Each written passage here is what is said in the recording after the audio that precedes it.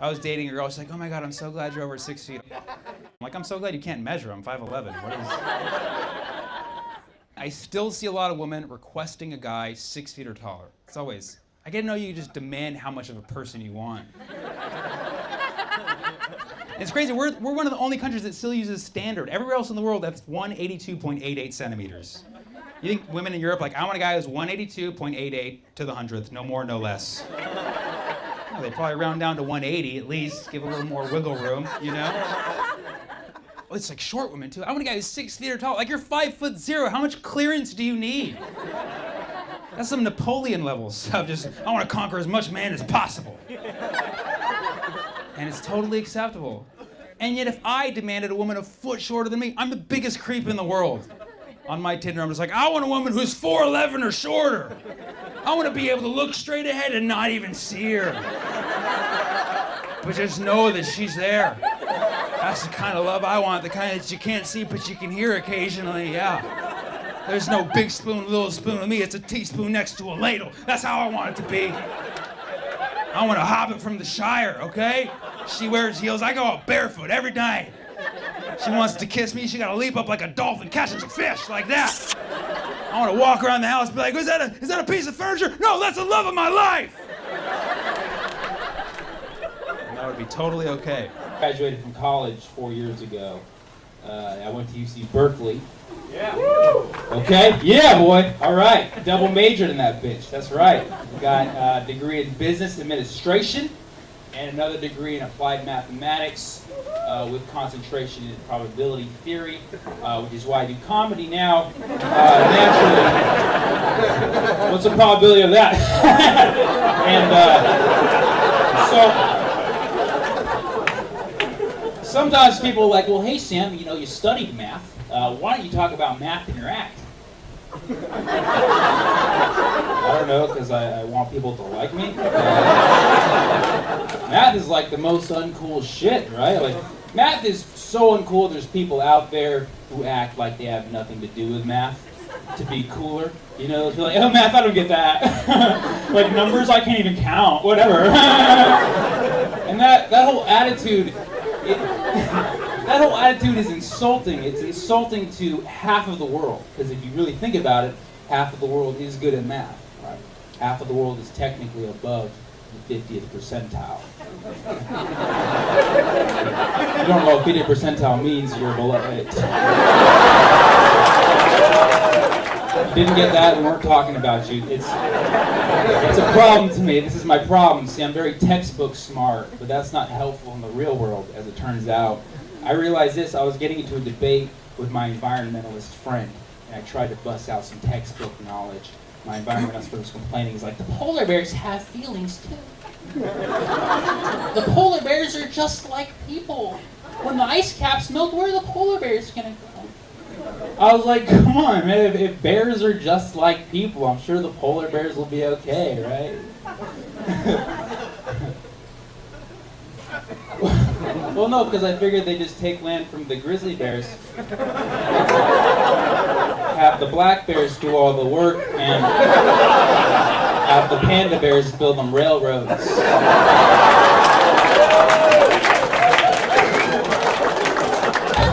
Oh no, that's not racist, it's just a bear joke. There's no bears here. On my travels, I also went to the South. I had family in Texas, and I went to Georgia. I had family in Georgia, which is funny because as far as they trace their ancestry back, all they know is that they're from Georgia.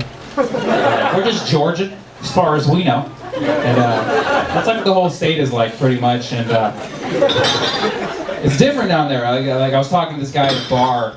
He very openly told me, he's like, you know, Sammy, I think interracial dating is a sin. What do you think? Which is a scary question for me because I'm a person of mixed race.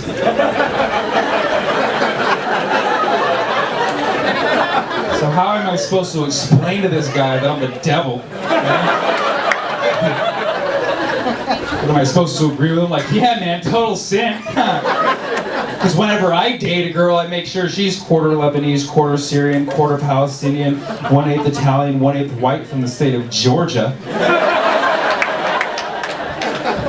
At which point I'm dating my sister. So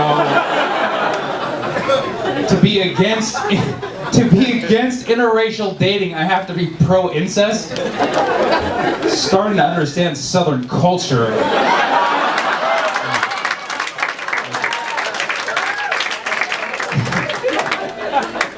See, I've come to realize after my travels that America is really just like a group of siblings. The East Coast is the firstborn, the most mature, the most responsible, the old soul of the group, right? The South is like the middle child, slightly retarded, slightly racist, right? Always wants to be alone by itself. Come on, Lone Star State, come on. Come on. You give it alcohol, it's loads of fun. Yeehaw, right? Come on. The West Coast, we're like the baby child, right? We get all the attention, everybody loves us. Spend all the money, mom and dad will take care of us. Yeah, that's the West Coast. Yeah. Puerto Rico's like the secret love child. Nobody knew about that, right? And Hawaii, adopted Asian baby. That's right. That's our family. That's our family. Some of you are like, what about Alaska? Yeah, what about Alaska? Let them be the dog, right? Follow us, Husky. Let's do this. I'm not a dog owner myself. I more just like to watch, you know. I went for a walk recently and weird thing happened. A dog ran right into my leg, just bolted into my leg and then ricocheted off it. Just boom! So weird, right? Because dogs are usually so well coordinated. I was just weirded out. I looked at the owner. I was like, what the hell is going on with your dog? The owner was like, I'm sorry, my dog is blind. I'm glad you laughed because I did too. I was like, your dog is blind. Oh, so you're like a seeing eye human. Oh, whoa. You're doing a bad job. That's like a seeing eye dog leading his blind guy to other dogs. Getting mad about it. You're a horrible seeing eye human. Probably a drug sniffing human as far as I'm concerned. The dog's better off getting a cane.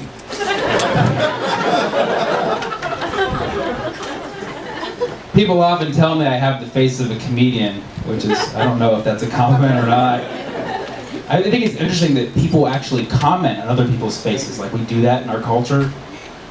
That's someone else's face. It's their permanent property. Why would you? Like, people always comment to me like, Sammy, you look tired, bro. You got those rings under your eyes. Have you not slept in weeks? I'm like, it's called being Middle Eastern. You look like this all the time. It's very simple. Middle Easterners just look like sleep-deprived Mexicans. That's all it is. That's the rule of thumb. It's true. Go out. Do a comparison. I think it's interesting. A lot of people here in America don't know the difference between the Middle Eastern cultures. Like, I was filling out an application for a job where you have to put your race on the application, and there was no option for Middle Eastern. So I just didn't fill it out. And I turned to the lady collecting them, she's like, why didn't you fill it out? I was like, there's no option for my ethnicity. She's like, no, oh, look right here, Indian. You're one of those people. You can't just pick any brown person and call us Indian. You're not Columbus.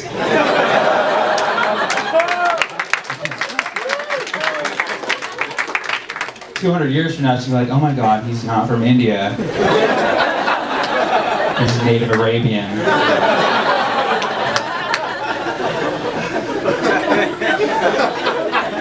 Which is true, like I said, I'm actually part Palestinian. I don't tell people I'm Palestinian usually because a lot of people here in America don't even know what that means. Which makes sense, there's only a few famous Palestinians, right? Just Yasser Arafat and Jesus, but like, they're both gone, you know? Palestine no longer a country, it's still a culture though, right? Right? Which is interesting, I went to a Palestinian restaurant. It's like, you can have a restaurant, but not a country, right? But it made sense when I got in there though. There's a bowl of rocks you used to throw to get the server's attention.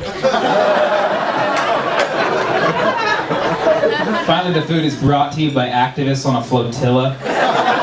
And then sometimes it gets intercepted by the guy at the kosher deli next door. And they're like, oh, that's authentic.